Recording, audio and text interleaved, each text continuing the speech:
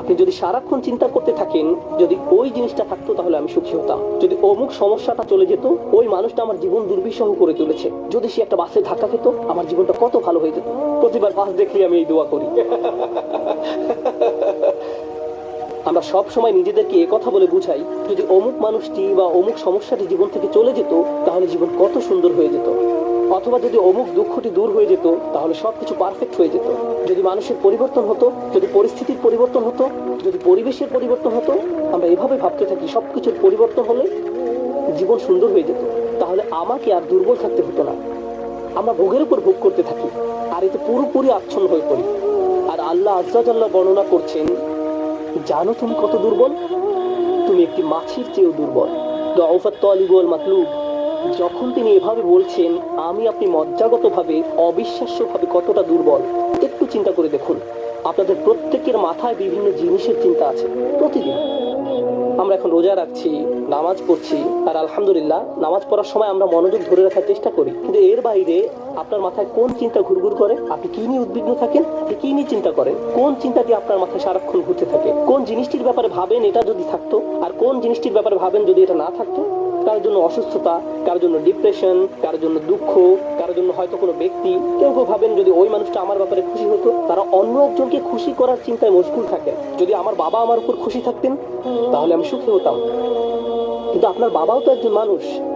তিনি যদি আজ খুশি হয়েও থাকেন কাল হয়তো তার জীবন শেষ হয়ে যেতে পারে। তারপর আপনি কি করবেন? এরপর আপনি কোথায় দাঁড়াবেন? সুতরাং আমি আর আপনি এভাবে এসব জিনিসের পেছনে ছুটতে থাকি। আর এর পরের আয়াতে আল্লাহ আজ্জা ওয়া জাল্লা বলেন, মা কদারুল্লাহ হাক্কা কদরিহি। তারা আল্লাহকে যথাযথ মর্যাদা দেয় না। ইন্নাল্লাহা কাউইয়্যুন আজিজ। নিশ্চয়ই আল্লাহ শক্তিধর, মহাপরাক্রমশালী। তুমি দুর্বল কিন্তু আল্লাহ সর্বশক্তিমান। তিনি আরো বলেন, তোমরা আল্লাহকে যথাযথ মর্যাদা প্রদান করোনি। জানেন তিনি আমাকে আপনাকে কি বলছেন? তিনি বলছেন তোমরা বিভিন্ন জিনিসের পেছনে ছুটবে, তোমরা বিভিন্ন মানুষের পেছনে ছুটবে, তোমরা এই দুনিয়ার যত কিছুর পেছনে ছুটো না কেন এর প্রতিটি জিনিসের একদিন সমাপ্তি হবে। এর প্রতিটি জিনিস দুর্বল। এই কারণে তুমিও দুর্বল হয়ে পড়েছো। এই জন্য তুমি বারবার দুঃখ ভারাক্রান্ত হয়ে পড়ছো। ফলশ্রুতিতে তুমি বারবার ক্ষতির সম্মুখীন হচ্ছ। কিন্তু শেষবারের মতো যখন তুমি এই সিদ্ধান্ত গ্রহণ করবে তোমার যত চাওয়া পাওয়া আছে তার মাঝে সবচেয়ে বড় চাওয়া পাওয়া হলো তোমার মালিককে খুশি করা, যখন তুমি সবকিছুর উপরে আল্লাহর সন্তুষ্টিকে প্রাধান্য দাও, যখন তুমি সত্যিকার অর্থে তোমার অন্তর থেকে এটা করতে পারবে, একমাত্র তখনই, যেহেতু তিনি শক্তিধর। জানেন আল্লাহ এইমাত্র আমাদের শেখালেন যখন তুমি দুর্বল কাউকে পেতে চাও তখন তুমিও দুর্বল হয়ে পড়ো, কিন্তু তুমি যদি আল্লাহকে চাও যিনি শক্তিধর এবং মহাপরাক্রমশালী, তাহলে এটা তোমাকে কেমন করে তুলবে? এটা তোমাকেও শক্তিশালী করে তুলবে। আর যখন তুমি শক্তিশালী হয়ে উঠবে জীবনে বিভিন্ন জিনিস আসবে যাবে, কিন্তু তোমার শক্তিমত্তার কোনো কমতি হবে না। যে জিনিসের পেছনে তুমি ছুটছো তা ভেঙে পড়ার কারণে তখন তুমি আর ভেঙে পড়বে না, কারণ তুমি দুনিয়ার এসব তুচ্ছ জিনিসের চেয়েও অনেক অনেক উচ্চ একজনের সন্তুষ্টির অন্বেষণ করছো। আমি বলছি না যে আপনি এই দুনিয়ার কোনো কিছু চাইতে পারবেন না, কিন্তু আয়াতটি আমাদেরকে একটি ব্যাপারে শিক্ষা দিচ্ছে।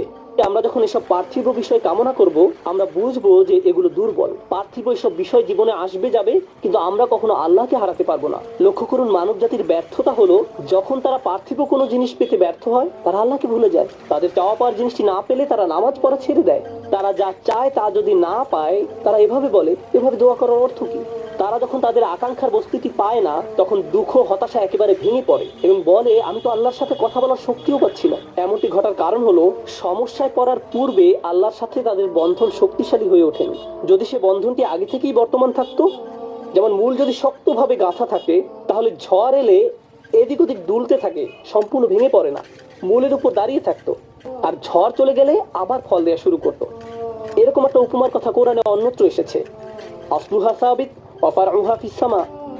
লা ইলাহা ইল্লাল্লাহ হলো এমন একটা বৃক্ষের মতো যার শেকড় মাটিতে এবং শাখা আকাশে উত্থিত। এটাই ইমানের শক্তি।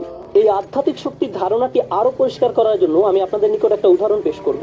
শক্তিকে আমরা বিভিন্ন জিনিসের সাথে সংযুক্ত করি। আমি বহু বছর আগে একটা ঘটনা নিয়ে কথা বলছিলাম, কিন্তু এখন এটি আমাকে অনুপ্রাণিত করে। যুক্তরাষ্ট্রের নিউ অরলিন্স অঙ্গরাজ্যের একটা পরিবারের একটা ঘটনা।